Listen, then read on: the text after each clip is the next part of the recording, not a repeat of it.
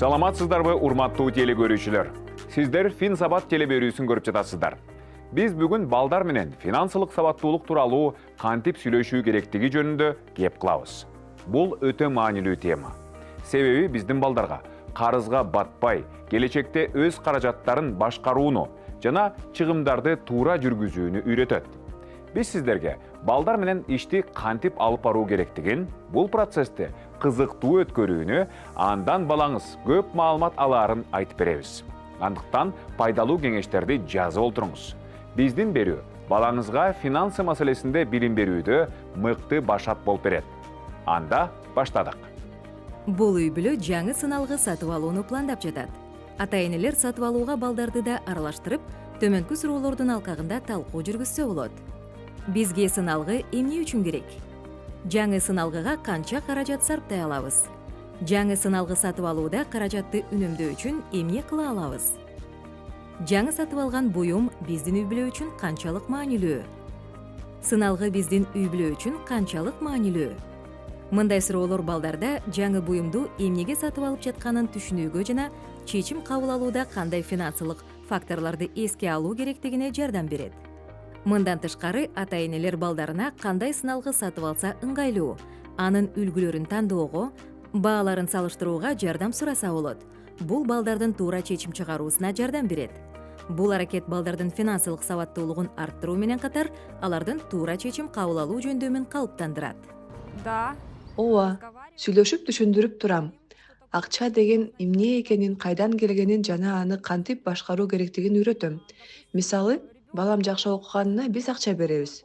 Ошол эле учурда ал акчаны туура сактап, кантип аны башкаруу керектигин үйрөнөт. Кайда коротуш керек экенин. Баламдын өзүнүн акча кутучасы бар. Азырынча менин балдарым кичинекей, бирок албетте мен окутам. Анткени мен өзүм экономистмин жана алардын каржылык жактан сабаттуу болушун каалайм. Мына мезгилдин талабы болуп атат. Азыр убакыт аябай үнөмдөш үчүн, акча каражаттарды үнөмдөш үчүн ушундай жаңы мезгилдин талабы болгон финансылык сабаттуулукту ар бир үй-бүлөдө өзүнүн үй-бүлө мүчөлөрүнө, анын ичинде балдарына сөзсүз түрдө үйрөтүү бул ата-эненин милдети болуп эсептелет деп ойлойм. Пландоо бул финансылык сабаттуулуктун негизги элементи. Ата-эне өзүнүн балдарын өз каражатын пландоону, өздөрүнүн чыгымдарын, кирешелерин, финансылык максатын түшүнүүгө жана ага жетүүгө үйрөтөт.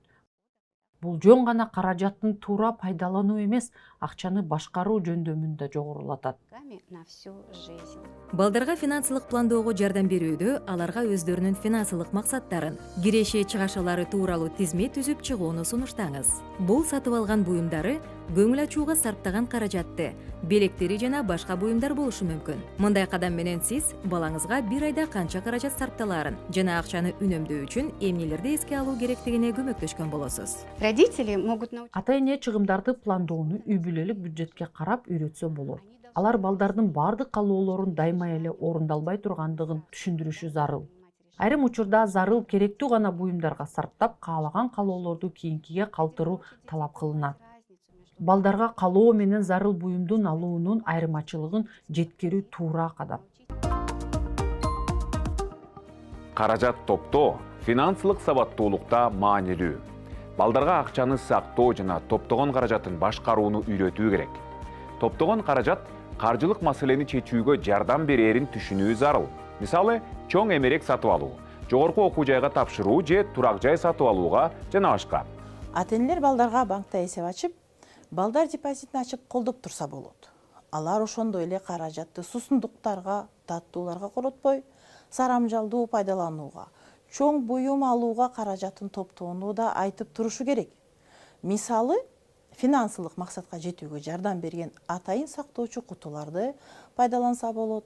Балдарга акчаны чогултууну эле эмес, ошол каражатты инвестициялоону да үйрөтүү, эске алуу маанилүү. Мисалы, сиз балаңызга ири киреше алып келүүчү жолдорду айтып бериңиз.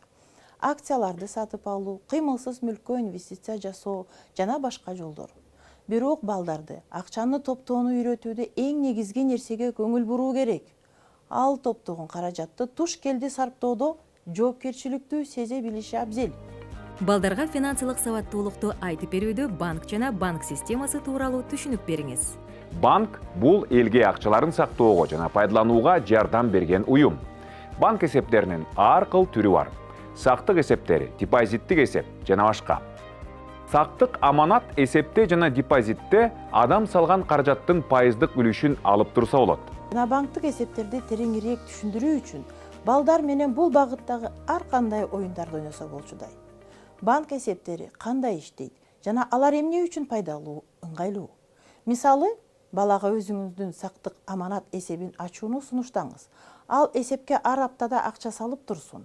Ал каражатын өзүнө кызыктуу буюмду сатып алуу үчүн топтосун.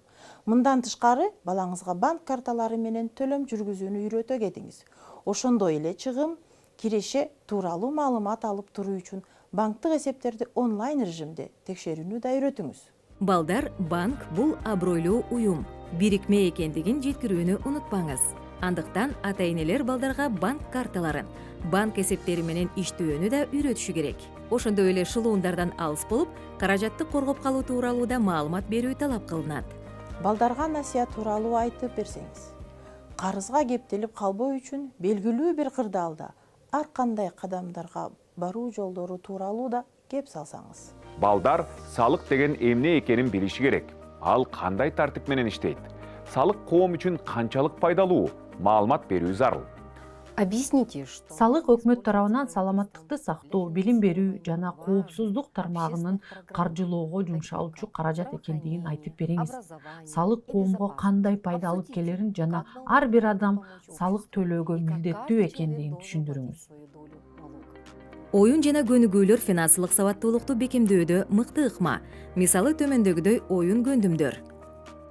Мисалы, акчалар кайда кетти? Бул оюнда адам кирешени, чыгымды сарптаган каражатын такай тизмектеп салыштырып туруусу керек. Андан соң каражат кайда кетти жана өз бюджеттерин канткенде жакшы башкарат, түшүндүрүп бериши керек. Сатуу жана сатып алуу оюну. Мында балдар товардын баасын билип, соодалашууну үйрөнүшөт.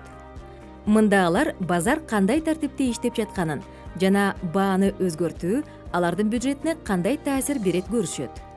Бюджетти түзүү ыкмасы. Мында балдар үй бүлөсүнүн бюджетин түзүп чыгат. Анда бардык чыгым, киреше эске алынат. Бул албетте балдарга келечекте каражаттарын башкарууга жардам берет. Акча топтоонун планын түзүү.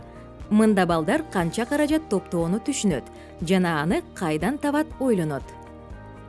Бул көнүгүү алыскы келечекте каражаттарын пландоону үйрөтөт. Өлкөнүн улуттук банкы тарабынан кенже курактагы балдардын финансылык сабаттуулугун жогорулатуу боюнча өткөрүлүп жаткан иш-чаралардын алкагында акча алипеси аттуу көрсөтмөлүү колдонмо китепчеси чыгарылган. Анда үй бүлөнүн кирешелерин жана чыгашаларын эсепке алуу, үй бүлөлүк бюджетти түзүү жана финансылык пландаштыруу маселелери жөнөкөй жана жеткиликтүү формада жазылган. Ошондой эле ЮНИСЕФ менен биргеликте финансылык сабаттуулук боюнча Керемет көч мультфильмдин атайын сериясы даярдалган. Оюн ойноодо алар өтө кызыктуу болушу шарт. Ал оюнда бала өзүнүн финансылык сабаттуулугун арттырышы керек. Балдар менен финансылык сабаттуулук туурасында сүйлөшүү керек. Бул алардын өз каражаттарын башкарууну, пландоону, бюджетин түзүүнү, акчасын үнөмдөөнү, финансы тармагында туура чечим кабыл алууну үйрөтөт. Бул көндүмдөр алардын жашоосунда финансылык жактан көз карандысыз жана ийгиликтүү болууга жардам берет.